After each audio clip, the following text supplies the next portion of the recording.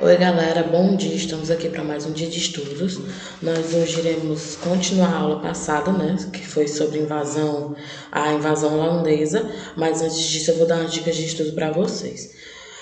Procure um lugar calmo, silencioso, tenha sempre perto caneta, lápis e borracha e o livro de histórias de vocês e seu caderno para as devidas anotações.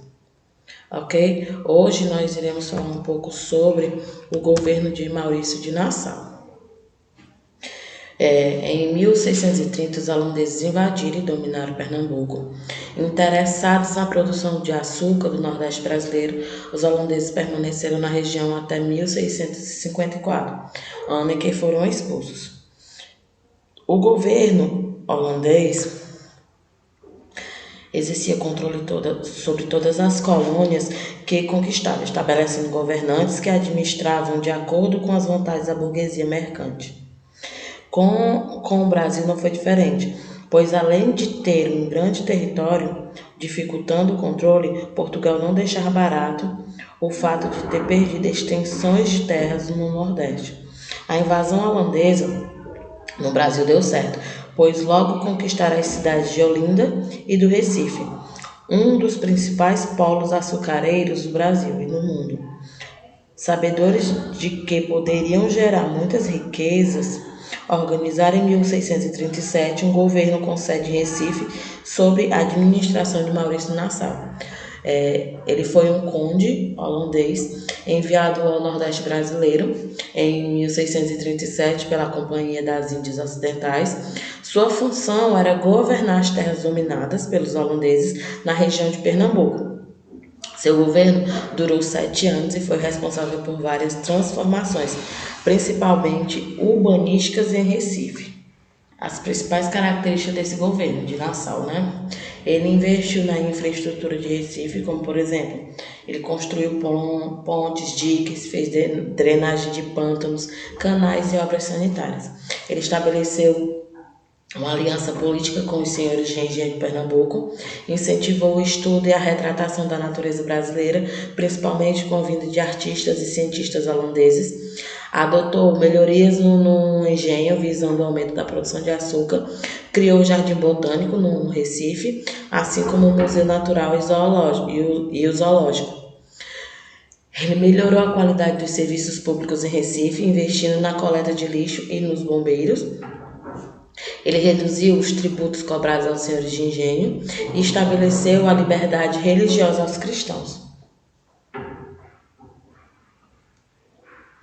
E também ele estabeleceu a liberdade comercial interna, segundo a qual quem investisse nos engenhos tinha redução dos tributos e taxa.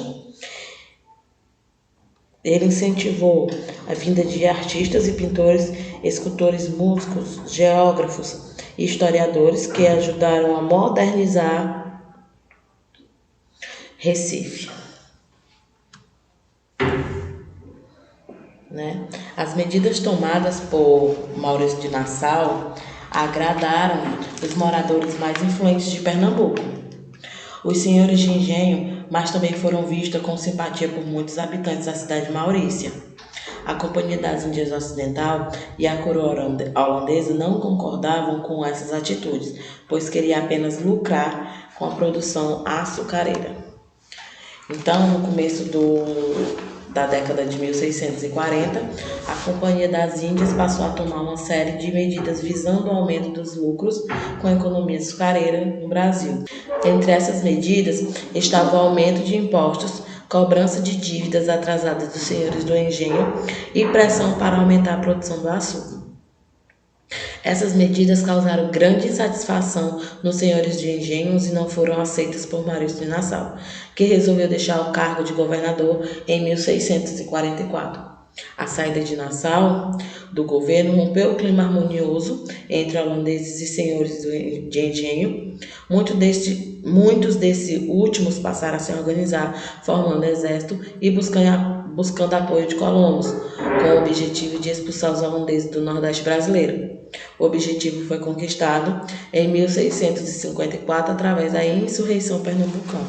O contexto da produção da ocupação holandesa na região nordeste do Brasil, em meados do século XVII, Ela representou uma ação de confronto com os holandeses por parte dos portugueses, comandados principalmente por João Fernandes Vieira, um próspero senhor de engenho de Pernambuco. Nessa luta contra os holandeses, os portugueses contaram com o importante auxílio de alguns africanos libertos e também de índios potiguares. Com o fim da União Ibérica, gerou um cessar-fogo entre portugueses e holandeses, como nós vimos na aula anterior, visto que ambos tinham a Espanha como inimiga, mas essa trégua e aliança não foram vistas no Brasil. A Companhia das Índias aumentou os impostos e os tributos, tributos sobre os fazendeiros e sua produção de açúcar, que desagradou bastante. A maioria dos portugueses no Brasil eram senhores de engenho. A coroa portuguesa estava na guerra pelo reconhecimento da sua liberdade por parte da Espanha. Não tinha intenções de proibir o domínio holandês em terras coloniais da América do Sul e da África, porque a Holanda era inimiga da Espanha. Dessa forma, na figura de Dom João IV, não apoiou o movimento de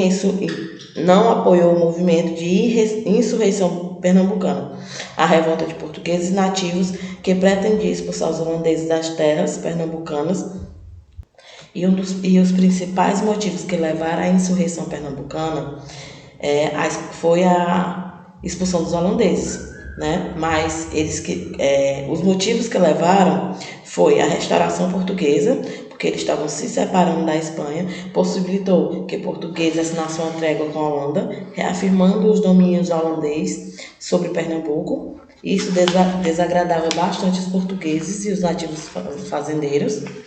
As terras produtivas de cana-de-açúcar foram atingidas por pragas e seca, causando graves prejuízos, pois a produção diminuiu bastante, e a Companhia das Índias passou a cobrar os empréstimos feitos aos fazendeiros para a produção do açúcar durante o governo de Maurício de Nassau. Cresceu o sentimento nacionalista desenvolvido no povo de Pernambuco e o interesse de que os holandeses fossem expulsos. Esse conjunto de situações levou a uma revolta que em junho de 1645 era de fato o primeiro movimento para a expulsão dos holandeses. A situação dos engenhos de Pernambuco, que eram controlados pela Companhia das Índias, uma empresa holandesa, a partir de 1640 começou a apresentar sinais de declínio, como eu falei.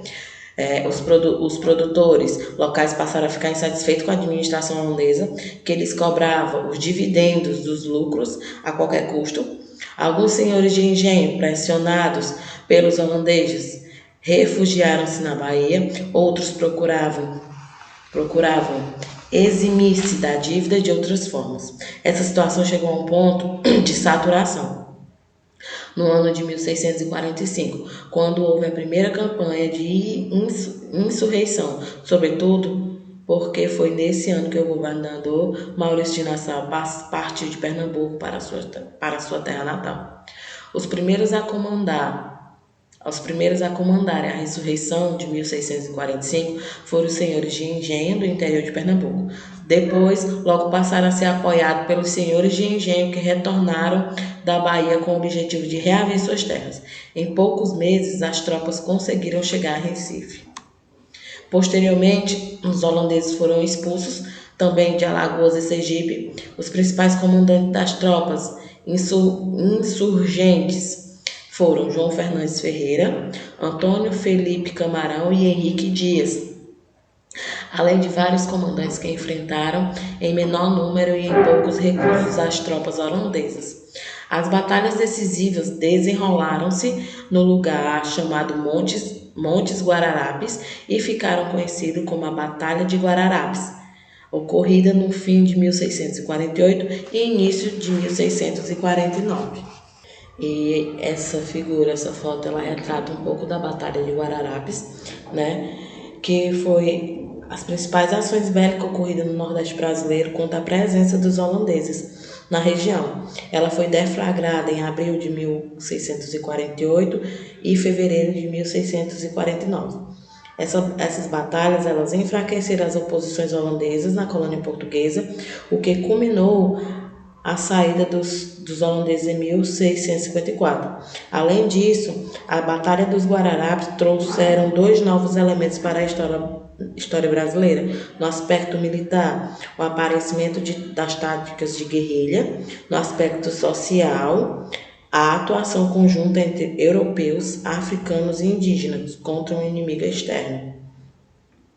As duas batalhas dos Guararapes ocorreram no contexto da ocupação holandesa, no nordeste da colônia portuguesa nas Américas. A ocupação holandesa de territórios portugueses ocorreu quando o Reino de Portugal passou a ser administrado pelo rei da Espanha. E galerinha, por hoje concluímos mais uma aula, ok? Mas se vocês tiverem alguma dúvida e quiserem rever as nossas aulas, vocês acessem www.escolapequenospassos.com.br. Lá vocês terão acesso a todo o nosso conteúdo. E não esqueça, galera, de acessar a nossa agenda eletrônica, na qual todos os dias é lançado as atividades diárias de vocês. Eu espero que vocês tenham um bom dia de estudos. E até a próxima aula.